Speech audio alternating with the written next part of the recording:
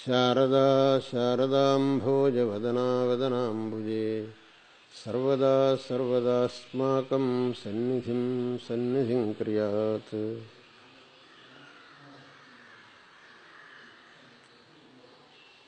ನಾವು ಪ್ರತಿ ವರ್ಷ ಆಚರಣೆ ಮಾಡುವ ಉತ್ಸವಗಳಲ್ಲಿ ದೀಪಾವಳಿ ಎಂಬತಕ್ಕಂಥದ್ದು ಒಂದು ಪ್ರಮುಖವಾದ ಉತ್ಸವ.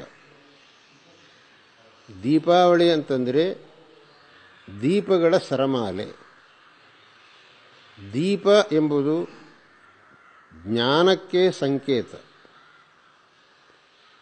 ಕತ್ತಲೆಯನ್ನು ಹೋಗಲಾಡಿಸಿ ಬೆಳಕಿನ ಎಡೆಗೆ ಹೋಗಬೇಕು ಅಂತನ್ನುವುದೇ ದೀಪಾವಳಿಯ ಸಂಕೇತ.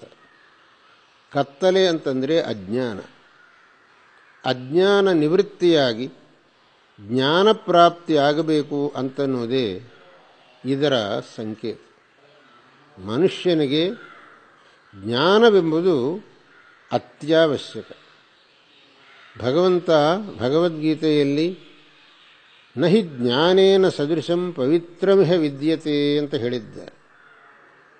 ಜ್ಞಾನಕ್ಕೆ ಸಮಾನವಾದ ಪವಿತ್ರವಾದದ್ದು ಮತ್ತೊಂದು ಇಲ್ಲ ಅಂತ ಹೇಳಿ ಶಾಸ್ತ್ರ ಹೇಳೋದು, ಮನುಷ್ಯನಿಗೆ ಮುಕ್ತಿ ಸಿಕ್ಕಬೇಕಾದರೆ ಜ್ಞಾನದಿಂದ ಮಾತ್ರ ಸಾಧ್ಯ ಅಂತ ಹೇಳಿ.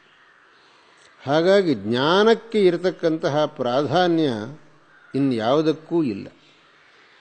ಅಂತಹ ಜ್ಞಾನವನ್ನು ನಾವು ಪಡೀಬೇಕು, ಅಜ್ಞಾನವನ್ನು ಹೋಗಲಾಡಿಸಿಕೊಳ್ಳಬೇಕು. ಈ ಅಜ್ಞಾನ ನಿವೃತ್ತಿ, ಜ್ಞಾನ ಪ್ರಾಪ್ತಿ ಎಂಬ ಈ ಎರಡೂ ಸದ್ಗುರುವಿನಿಂದಲೇ ಆಗುತ್ತದೆ. ಗುರುವಿನ ಕೃಪೆ ಇಲ್ಲದಿದ್ದರೆ ಅಜ್ಞಾನ ನಿವೃತ್ತಿಯಾಗುವುದಿಲ್ಲ, ಜ್ಞಾನ ಪ್ರಾಪ್ತಿಯೂ ಆಗುವುದಿಲ್ಲ.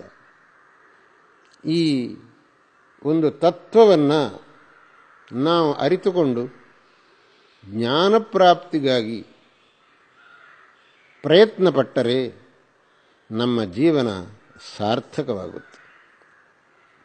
ಈ ದೀಪಾವಳಿ ಎಂಬತಕ್ಕಂತಹ ಹಬ್ಬವು ಪ್ರತಿಯೊಬ್ಬನಿಗೂ ಇಂತಹ ಪ್ರೇರಣೆಯನ್ನು ನೀಡುವಂತಾಗಲಿ ಅಂತ ನಾವು ಹರಸ್ತೇವೆ. ಎಲ್ಲರೂ ತಮ್ಮ ಮನಸ್ಸಿನಲ್ಲಿ ಯಾವುದೇ ವಿಧವಾದಂತಹ ಕಲ್ಮಶಗಳಿಗೆ ಅವಕಾಶ ಕೊಡದೆ ಶುದ್ಧ ಚಿತ್ತರಾಗಿ ಇದ್ದುಕೊಂಡು ಪ್ರತಿಯೊಬ್ಬರ ಮೇಲೂ ಪ್ರೀತಿ ವಿಶ್ವಾಸ ಉಳ್ಳವರಾಗಿ ಸಂತೋಷದಿಂದ ಸೌಜನ್ಯದಿಂದ ಎಲ್ಲವರಲ್ಲೂ ವರ್ತಿಸಬೇಕು ಎಂಬತಕ್ಕಂಥದ್ದನ್ನು ಈ ಸಂದರ್ಭದಲ್ಲಿ ನಾವು ಹೇಳ ಬಯಸ್ತೇವೆ. ಆದಿಶಂಕರರು ಹೇಳಿದರು, ತ್ವಯಿ ಮಯಿ ಚಾನ್ಯತ್ರೈಕೋ ವಿಷ್ಣು ವ್ಯರ್ಥಂ ಕುಪ್ಯಸಿ ಮೈ ಅಸಹಿಷ್ಣು ಅಂತ ಹೇಳಿ. ನಿನ್ನಲ್ಲೂ ನನ್ನಲ್ಲೂ ಒಂದೇ ಚೈತನ್ಯ ಪ್ರಕಾಶಮಾನವಾಗಿರುವಾಗ ಯಾರು ಯಾರನ್ನು ದ್ವೇಷ ಮಾಡೋದು, ಯಾರು ಯಾರ ಮೇಲೆ ಸಿಟ್ಟುಕೊಳ್ಳೋದು? ಯಾರೂ ಯಾರನ್ನು ದ್ವೇಷಿಸ್ತಕ್ಕದ್ದಲ್ಲ, ಯಾರ ಮೇಲೂ ಕೋಪ ಮಾಡಿಕೊಳ್ಳತಕ್ಕದ್ದಲ್ಲ. ಪ್ರತಿಯೊಬ್ಬರೂ ಇನ್ನೊಬ್ಬನ ಜೊತೆಗೆ ಸೌಜನ್ಯದಿಂದ ಪ್ರೀತಿಯಿಂದ ವರ್ತಿಸಬೇಕು ಎಂಬುವಂತಹ ಸಂದೇಶವನ್ನು ಈ ಸಂದರ್ಭದಲ್ಲಿ ನಾವು ನೀಡ ಬಯಸುತ್ತೇವೆ. ಈ ದೀಪಾವಳಿಯು ಎಲ್ಲರಿಗೂ ಸಕಲ ಕ್ಷೇಮವನ್ನು ಕೊಡ್ತಕ್ಕದ್ದಾಗಲಿ, ಎಲ್ಲರೂ ಅತ್ಯಂತ ಸಂತೋಷದಿಂದ ಈ ದೀಪಾವಳಿ ಉತ್ಸವವನ್ನು ಆಚರಿಸಿ ಭಗವಂತನ ಕೃಪೆಗೆ ಪಾತ್ರರಾಗಲಿ.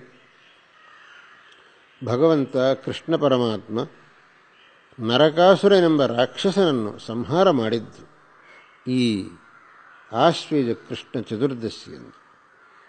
ಹಾಗಾಗಿ ಅದಕ್ಕೆ ನರಕ ಚತುರ್ದಶಿ ಅಂತ ಹೆಸರು. ಭಗವಂತ ನರಕಾಸುರನನ್ನು ಸಂಹಾರ ಮಾಡಿ ಲೋಕೋದ್ಧಾರ ಮಾಡಿದಂತಹ ದಿನ ಇದು. ಹಾಗಾಗಿ ಈ ಸಂದರ್ಭದಲ್ಲಿ ಆ ರಾಕ್ಷಸ ಸಂಹಾರ ಮಾಡಿ ಲೋಕವನ್ನು ಕಾಪಾಡಿರತಕ್ಕಂತಹ ಆ ಭಗವಂತನನ್ನು ನಾವು ಅತ್ಯಂತ ಭಕ್ತಿಯಿಂದ ನೆನೆಯಬೇಕು. ಆ ಭಗವಂತನನ್ನು ಭಕ್ತಿಯಿಂದ ಆರಾಧಿಸಿ ಭಗವಂತನ ಕೃಪೆಗೆ ಪಾತ್ರರಾಗಬೇಕು. ಭಗವಂತನ ಕೃಪೆಯಿಂದ ಎಲ್ಲವರಿಗೂ ಎಲ್ಲ ವಿಧವಾದಂತಹ ಕ್ಷೇಮಾತಿಶಯಗಳು ಉಂಟಾಗಲಿ, ಎಲ್ಲರೂ ಸುಖ ಸಂತೋಷಗಳಿಂದ ಬಾಳಲಿ ಎಂಬುದಾಗಿ ಈ ದೀಪಾವಳಿ ಮಹೋತ್ಸವ ಸಂದರ್ಭದಲ್ಲಿ ನಾವು ಎಲ್ಲರಿಗೂ ನಮ್ಮ ಆಶೀರ್ವಾದಗಳನ್ನು ತಿಳಿಸ್ತಾ ಇದ್ದೇವೆ.